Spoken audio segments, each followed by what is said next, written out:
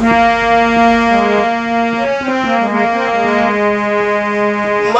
मीठ मुदई घर भार लागेला, मरद मीठ मुदई घर भार लागेला।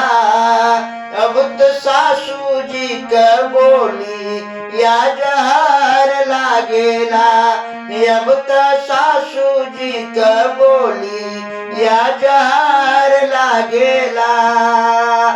मरद मीठ मुदई घर भार लागेला, मरद मीठ मुदई घर भार लागेला। अब तो सासू जी का बोली या जहर लागेला, अब तो सासू जी का बोली या जहर लागेला, अब तो सासू जी का बोली या जहर लागेला।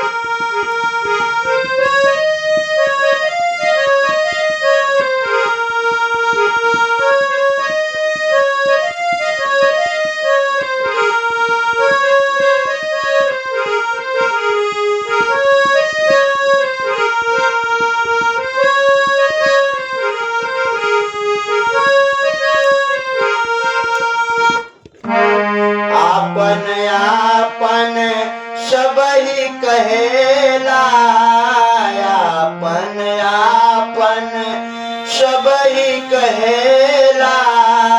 सजवे कसूई शेंगरा पे चलेला, सजवे कसूई शेंगरा पे चलेला। आपन आपन सबही कहेला, सजवे कसूई शेंगरा पे चलेला। अब तक अलग होके लोगवा फरहार लागेला, अलगा होके लोगवा फरहार लागेला। अब तो सासू जी का बोली या जहर लागेला, अब तो सासू जी का बोली या जहर लागेला।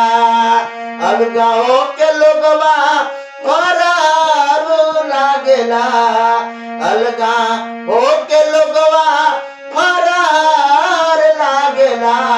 अब तो सासू जी का बोली या जहर लागेला, अब तो सासू जी का बोली या जहर लागेला।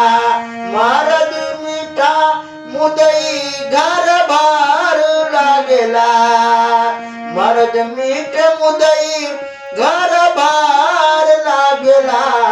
अब तो सासू जी का बोली या जहर लागेला, अब तो सासू जी का बोली या जहर लागेला। मरद मीठ मुदई घर भार लागेला, मरद मीठ मुदई घर भार लागेला।